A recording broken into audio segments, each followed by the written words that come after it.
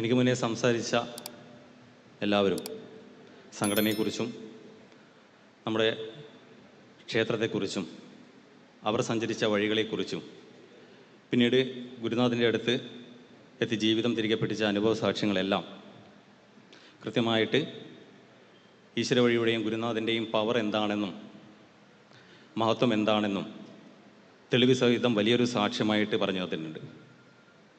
ഇതുപോലെ അനുഭവ സാക്ഷ്യങ്ങളിലൂടെയും ഉത്ബോധനങ്ങളിലൂടെയും ഇനിയും ഉണരാത്ത ആളുകളെ തട്ടി ഉണർത്താനുള്ള വലിയൊരു പരിശ്രമമാണ് എല്ലാവരും നടത്തിക്കൊണ്ടിരിക്കുന്നത്. ഗുരുനാഥൻ്റെ അടുത്ത് നിന്ന് പറയുന്ന 4 കാര്യങ്ങൾ നേരത്തെ ഗിരിചേട്ടൻ പറഞ്ഞ പോലെ തന്നെ പിതൃപ്രീതി, ധർമ്മദേവതാ പ്രീതി, വീടിൻ്റെ വാസ്തു, പിന്നെ ആവാഹന പൂജ. അപ്പോൾ ഇത് നടപ്പാക്കി കഴിഞ്ഞാൽ ഏതൊരു മനുഷ്യനും ജീവിതത്തിൽ രക്ഷപ്പെടാൻ സാധിക്കും. അപ്പോൾ ഈ പറയുന്ന ഞാനും ഇതൊക്കെ നടപ്പിലാക്കി ഗുരുനാഥൻ്റെ അടുത്ത് നിന്ന് രക്ഷപ്പെട്ട ആളാണ്. അപ്പോൾ അനുഭവത്തേക്കാൾ വലിയ ഒരു സാക്ഷ്യമൊന്നും തെളിവായിട്ട് വേണ്ടി വരില്ലല്ലോ നിങ്ങൾക്ക് ഓരോരുത്തർക്കും വിശ്വസിച്ച് വരാനായിട്ട്.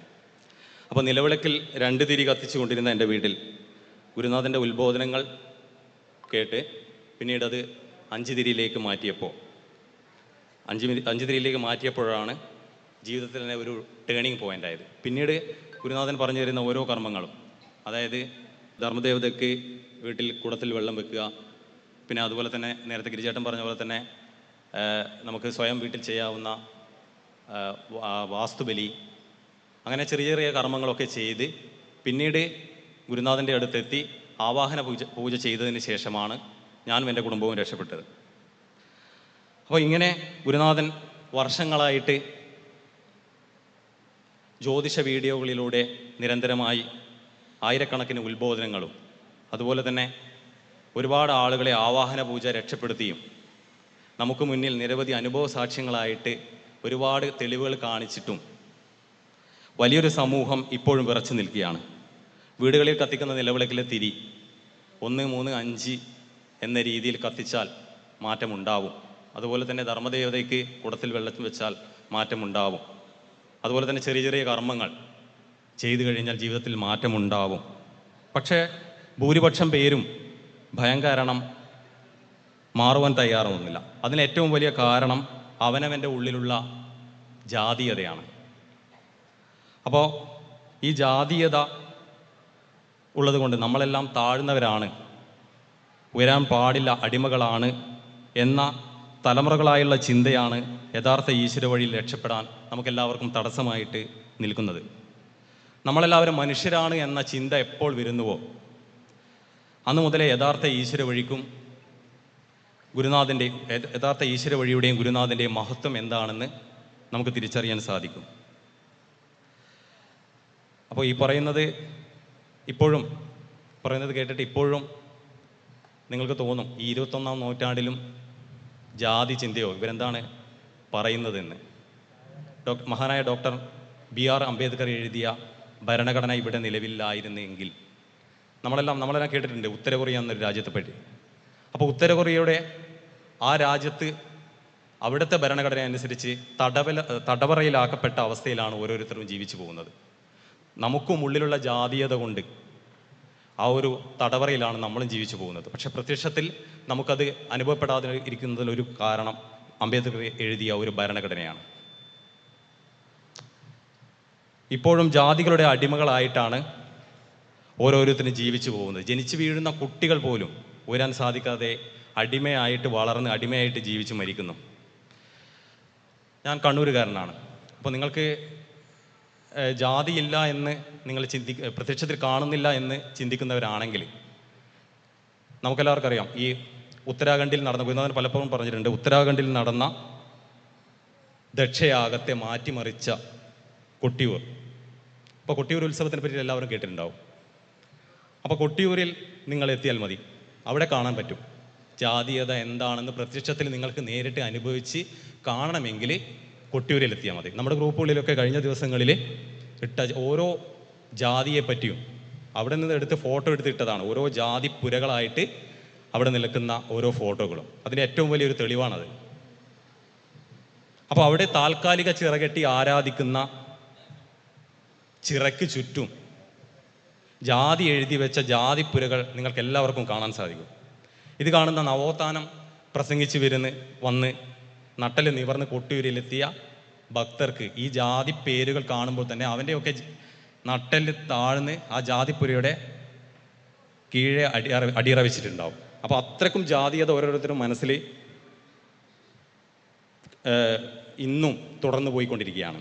അപ്പോൾ അവരുടെ കൂടെ വന്ന കുട്ടികൾ അവിടെ എഴുതി വെച്ച ഈ ജാതി പേരുകൾ, ജാതിപ്പുരകൾ ചൂണ്ടിക്കാണിച്ച് ഇത് എന്താണെന്ന് ചോദിക്കുമ്പോൾ, ഇതാണ് മക്കളെ തിരുമേനിമാർ വസിക്കുന്ന ഇടം എന്ന് പറഞ്ഞു കൊടുത്ത് അവിടെ തന്നെ ഒരു ജാതി കാർഡ് ഉപയോഗിച്ച് മനുഷ്യന് ഈശ്വരന് മുകളിൽ സ്ഥാനം നൽകിക്കഴിഞ്ഞു.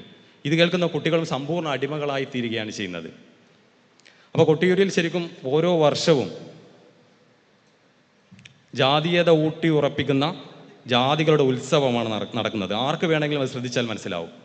ഇപ്പോൾ കൊട്ടിയൂരിലേക്ക് അവിടെ അവിടെ ആദ്യം ചെയ്യുന്നത് താൽക്കാലിക ഒരു ചിറകെട്ടി അതുപോലെ ഓലപ്പുരകൾ പണിതിട്ടാണ് അവിടെ ഉത്സവം നടക്കുന്നത്. അപ്പോൾ ഈ ചിറകെട്ടുന്നതിന് മുന്നേ അവിടെ വൃത്തിയാക്കാൻ ഒരു പ്രത്യേക ജാതി, പിന്നീട് ഈ ചിറകെട്ടാനും അതുപോലെ തന്നെ അവിടെ ജാതിപ്പുരകൾ പണിതുയർത്താനും ജന്മാന്തരമായിട്ട് പിന്നീട് കുലം തിരിച്ച ജാതികൾ തന്നെ വേണം. അപ്പോൾ അവർ പാരമ്പര്യമായിട്ട് അത് ചെയ്തു കൊള്ളണം. പിന്നെ അടുത്ത് വരുന്നത് നെയ്യ് കൊണ്ടുവരിക എന്നുള്ള ഏർപ്പാടാണ്. ഭഗവാന് നെയ്യ് കൊണ്ടുവരിക, അതിന് പ്രത്യേക ജാതി. നെയ്യ് കൊണ്ടുവരാൻ ആ തലമുറ, ആ പ്രത്യേക ജാതിയിൽപ്പെട്ട ആളുകൾക്ക് മാത്രമേ നെയ്യ് കൊണ്ടുവരാനുള്ള ആ ഒരു അവകാശമുള്ളൂ. പിന്നീട് വരുന്നതാണ് ഇളനീർ കൊണ്ടുവരാനുള്ള അവകാശം, അതും ഒരു പ്രത്യേക ജാതി. അപ്പോൾ ഇതൊക്കെ നമ്മുടെ കൺമുന്നിലുണ്ട്. അപ്പോൾ ജാതീയതയുടെ ഏറ്റവും വലിയ ഒരു ഉത്സവമാണ് കൊട്ടിയൂരിൽ. ഇന്നേ കുലത്തിൽ ജനിച്ച ആൾ തന്നെ വേണം എന്നുള്ള ആ ഒരു ജാതീയതയുടെ അങ്ങേയറ്റമാണ് കൊട്ടിയൂരിൽ നടക്കുന്നത്. ശരിക്കും ജാതിയുടെ ഉത്സവം. അപ്പോൾ നിങ്ങൾക്ക് പ്രത്യക്ഷത്തിൽ അവിടെ ചെന്നാൽ കാണാൻ പറ്റുന്ന ഒരു കാര്യം തന്നെയാണ്.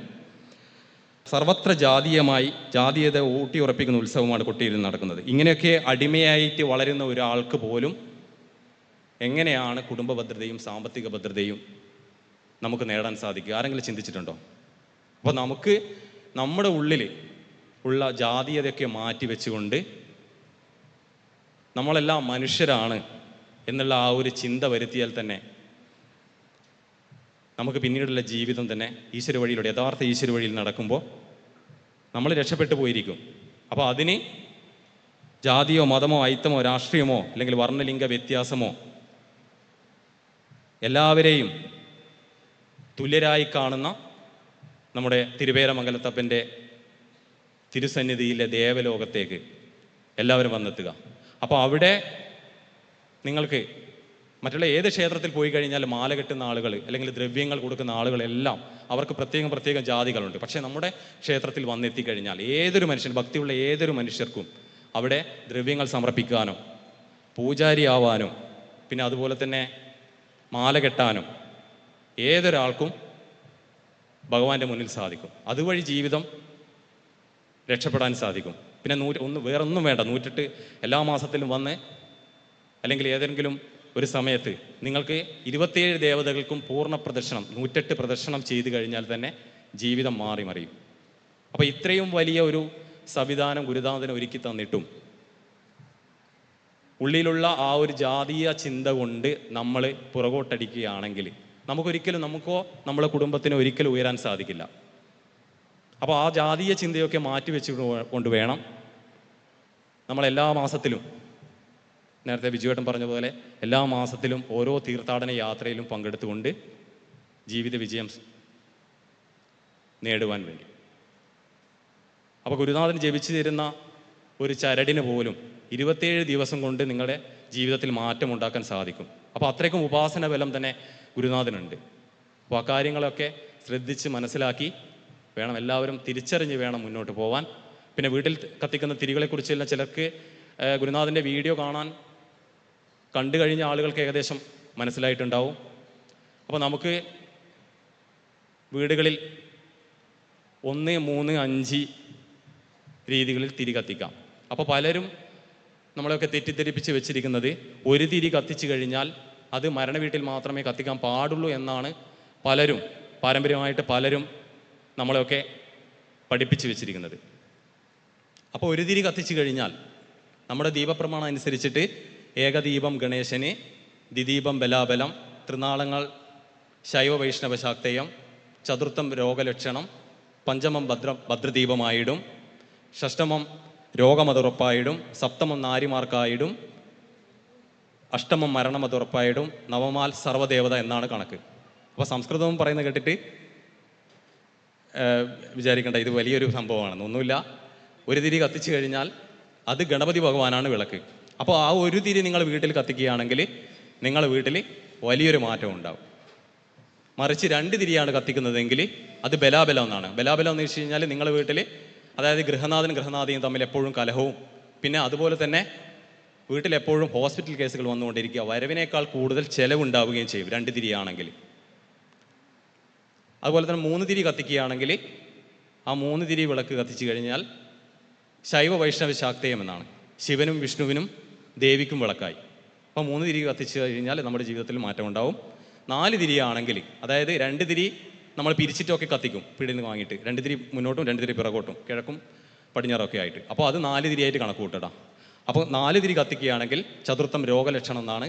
അപ്പോൾ 4 തിരി കത്തിച്ചു കഴിഞ്ഞാൽ വീട്ടിൽ എപ്പോഴും ഒരു രോഗാവസ്ഥ നിങ്ങൾക്ക് അനുഭവപ്പെടും. 5 തിരിയാണെങ്കിൽ അത് ഭദ്രദീപമായിടും. ഭദ്രദീപം എന്ന് വെച്ച് കഴിഞ്ഞാൽ എല്ലാം ഭദ്രമായിടും. ആത്മീയതയ്ക്ക് മുൻതൂക്കവും പിന്നെ എല്ലാ കാര്യങ്ങളും, നമ്മുടെ എല്ലാ കാര്യങ്ങളും ഭദ്രദീപമാവുന്നതാണ് 5 തിരി വിളക്ക്.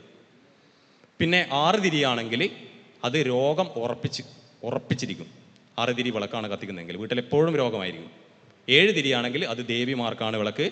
8 തിരിയാണെങ്കിൽ 8 തിരി വിളക്ക് കത്തിച്ചു കഴിഞ്ഞാൽ വീട്ടിൽ ഉറപ്പായിട്ടും മരണം സംഭവിക്കും.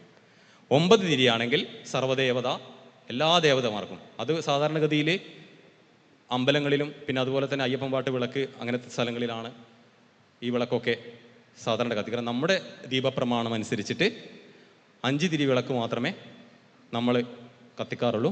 അപ്പോൾ എല്ലാവരും ഇതൊക്കെ തിരിച്ചറിഞ്ഞ് വേണം. ഈ ഒരു തിരിമാറ്റമൊക്കെ നിങ്ങളുടെ ജീവിതത്തിൽ വലിയ മാറ്റം ഉണ്ടാക്കും. ഇതൊക്കെ നിങ്ങൾ വീട്ടിൽ, അതുപോലെ വീടിൻ്റെ വാസ്തു, നിങ്ങളുടെ വീടിൻ്റെ വാസ്തു 4 മൂലയായിരിക്കണം. പിന്നെ അതുപോലെ തന്നെ സ്റ്റെപ്പുകളുടെ എണ്ണം ഒന്നുകിൽ ഒറ്റ സംഖ്യ പാടുള്ളൂ, 1 അല്ലെങ്കിൽ 3 അല്ലെങ്കിൽ 5, ഈ ഒരു കണക്കിലേക്ക് പോകണം. ഒറ്റ സംഖ്യയിൽ മാത്രമേ വീടുകളിലേക്ക് കയറുന്ന സ്റ്റെപ്പുകളൊക്കെ പാടുള്ളൂ.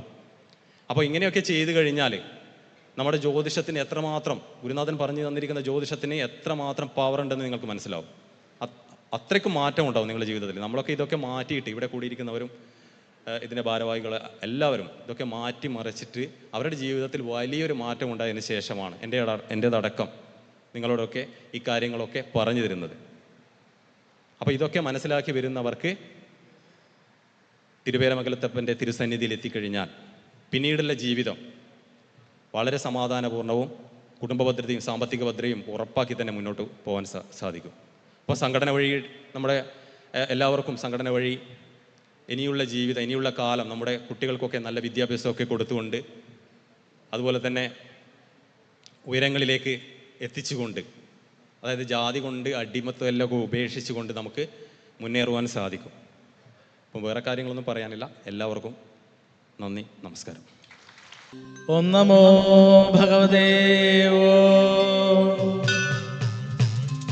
ഗുരുർബ്രഹ്മ ഗുരുർവിഷ്ണു ഗുരുർദേവോ മഹേശ്വര ഗുരുർ സാക്ഷാൽ പരം ബ്രഹ്മ തസ്മൈ ശ്രീ ഗുരവേ നമഃ.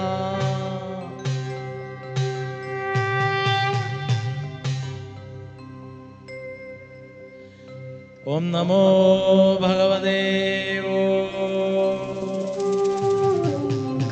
ഗുരുർബ്രഹ്മ ഗുരുർവിഷ്ണു ഗുരുർദേവോ മഹേശ്വര ഗുരു സാക്ഷാൽ പരം ബ്രഹ്മ തസ്മൈ ശ്രീ ഗുരവേ നമഃ.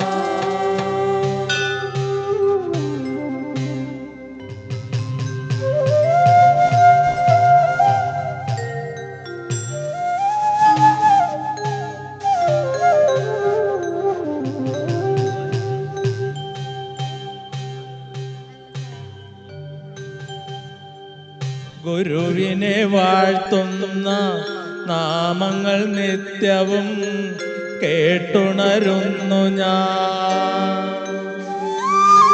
ഗുരുവിനെ വാഴ്ത്തുന്ന നാമങ്ങൾ നിത്യവും കേട്ടുണരുന്നു ഞാൻ. ഗുരുവാര് ഗുരുവാര് ദൈവമോ അതോ മനുഷ്യനോ? ഗുരുവിനെ വാഴ്ത്തുന്ന നാമങ്ങൾ നിത്യവും കേട്ടുണരുന്നു ഞാൻ.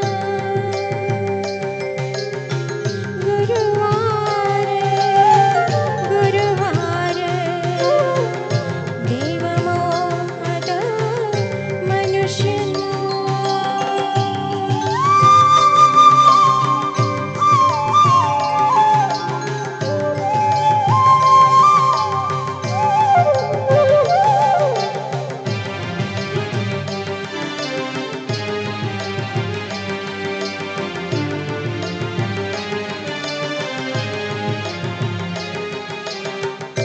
ഗുരുവിനെ വാഴ്ത്തുന്ന നാമങ്ങൾ നിത്യവും കേട്ടുണരുന്നു ഞാൻ.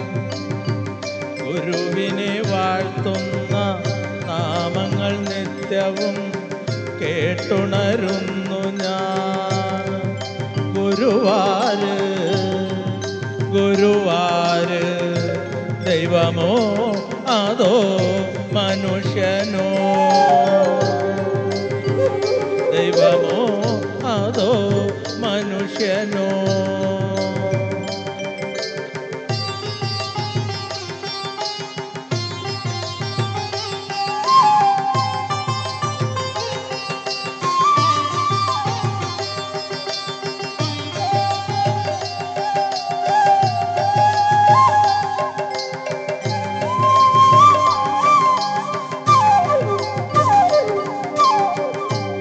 ബാല്യകൗമാര യൗവനവേളയിൽ വിദ്യ ചൊല്ലി നൽകും ഗുരുനാഥനല്ലയോ ഗുരുവായിടുന്നത്?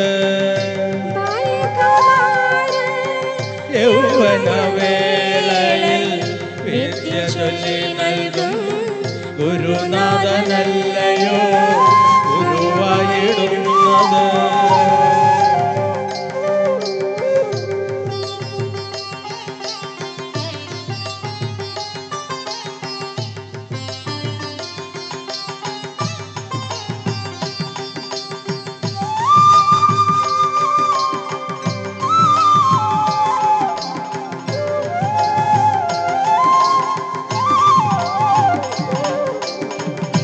ഇരുളിൽ നിന്നും വെളിച്ചം നൽകിയിടുന്ന അറിവല്ലയോ ഗുരു? ഇരുളിൽ നിന്നും വെളിച്ചം നൽകിയിടുന്ന അറിവല്ലയോ ഗുരു?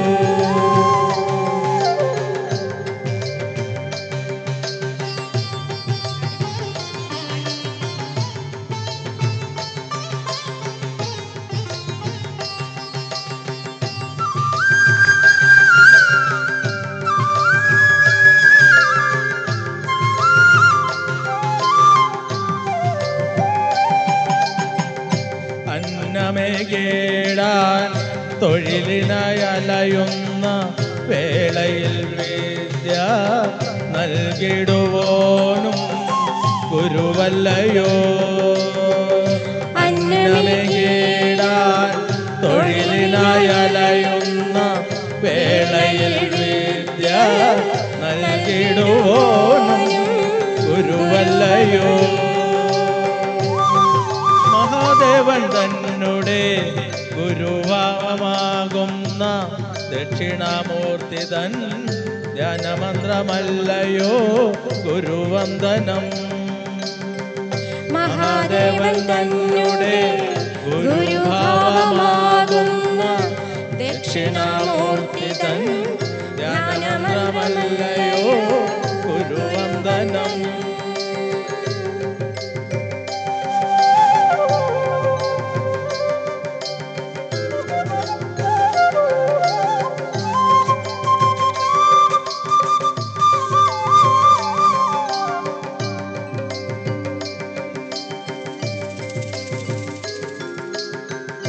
വിദ്യ നൽകിയിടുന്ന ഏതൊരു മർത്യ ഗുരുവിനും നൽകാം ഗുരുവന്ദനം. വിദ്യ നൽകിയിടുന്ന ഏതൊരു മർത്യ ഗുരുവിനും നൽകാം ഗുരുവന്ദനം.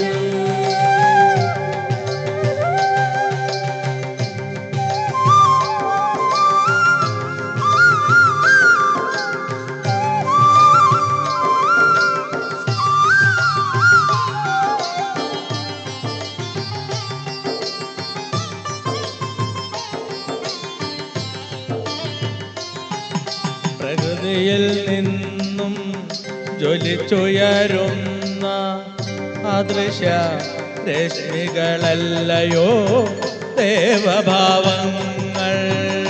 പ്രകൃതിയിൽ നിന്നും ജ്വലിച്ചുയരുന്ന അദൃശ്യ രശ്മികളല്ലയോ ദേവഭാവങ്ങൾ.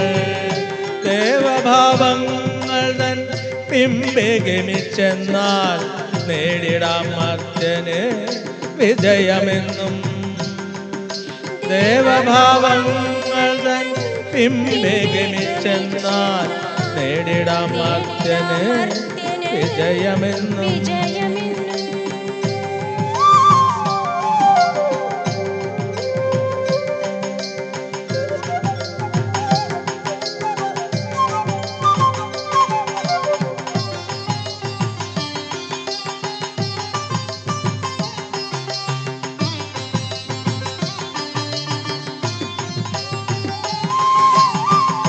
ഗുരുവാര് ഗുരുവാര് ദൈവമോ അതോ മനുഷ്യനോ. ഗുരുവാര് ദൈവമോ അതോ മനുഷ്യനോ. ഓം നമോ ഭഗവതേ ഗുരുർബ്രഹ്മ ഗുരുർവിഷ്ണു ഗുരുദേവോ മഹേശ്വര ഗുരുർ സാക്ഷാൽ പരം ബ്രഹ്മ തസ്മൈ ശ്രീ ഗുരവേ നമഃ.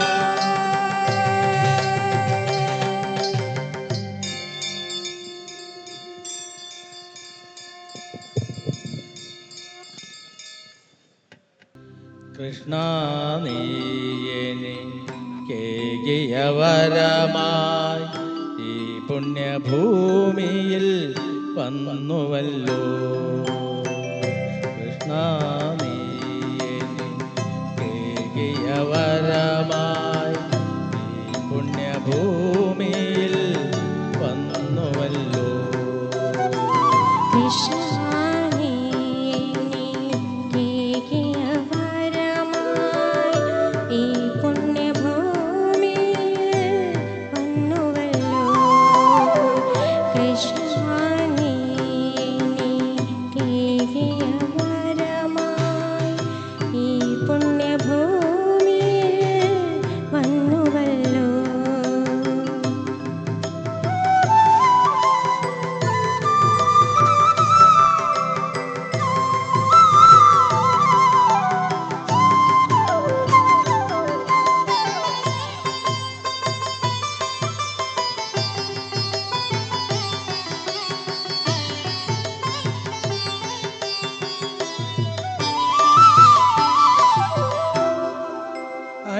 അനുഗ്രഹവർഷം തേടി ഞാൻ അലഞ്ഞപ്പോൾ നീ എന്നിൽ നിർവൃതി നൽകിയല്ലോ.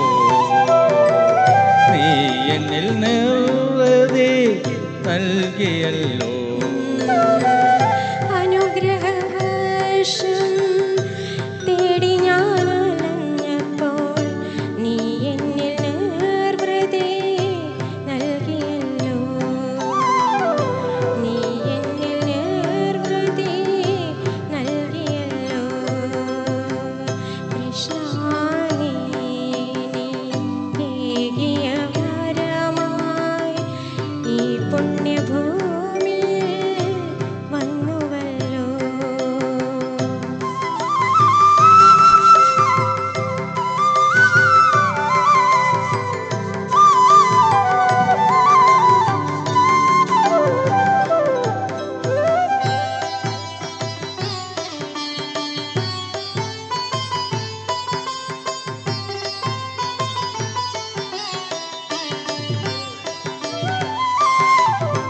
അനുഗ്രഹവർഷം തേടി ഞാൻ അലഞ്ഞപ്പോൾ നീ എന്നിൽ നിർവൃതി നൽകിയല്ലോ. നീ എന്നിൽ നിർവൃതി നൽകിയല്ലോ. കൃഷ്ണാനേ നീക്കിയ വരമായി ഈ പുണ്യഭൂമിയിൽ വന്നുവല്ലോ.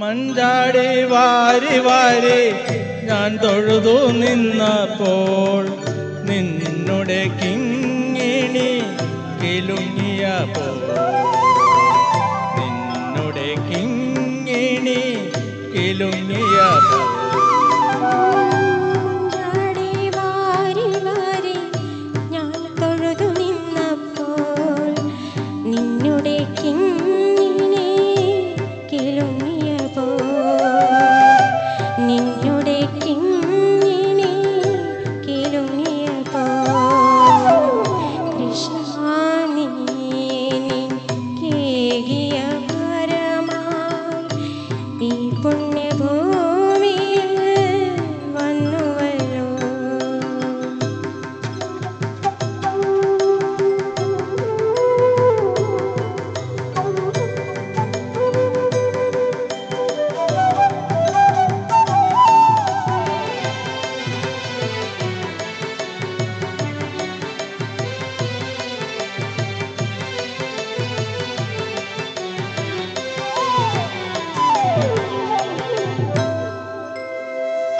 ഊർജമെന്നിൽ നിറഞ്ഞ നിമിഷങ്ങൾ മറക്കുവാൻ ഈ ജന്മമെനിക്ക് മതി വരില്ല.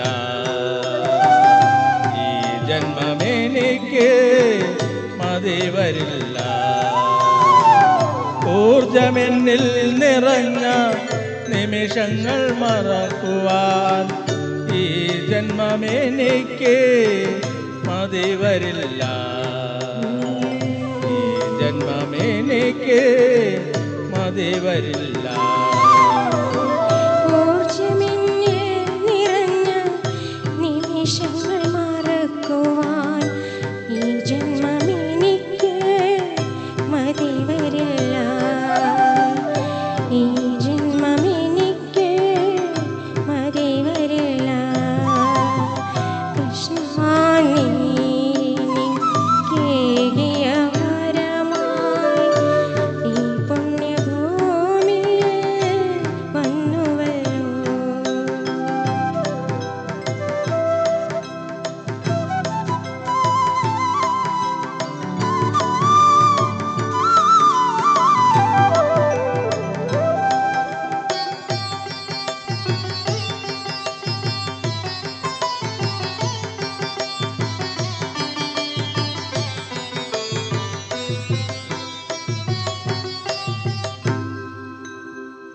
നിൻ പുണ്യ കഥകൾ കേട്ടു ഞാൻ വണങ്ങുമ്പോൾ അമ്പാടിയിൽ വന്നെത്തിയപ്പോൾ നിൻ പുണ്യ കഥകൾ കേട്ടു ഞാൻ വണങ്ങുമ്പോൾ അമ്പാടിയിൽ വന്നെത്തിയപ്പോൾ കൃഷ്ണ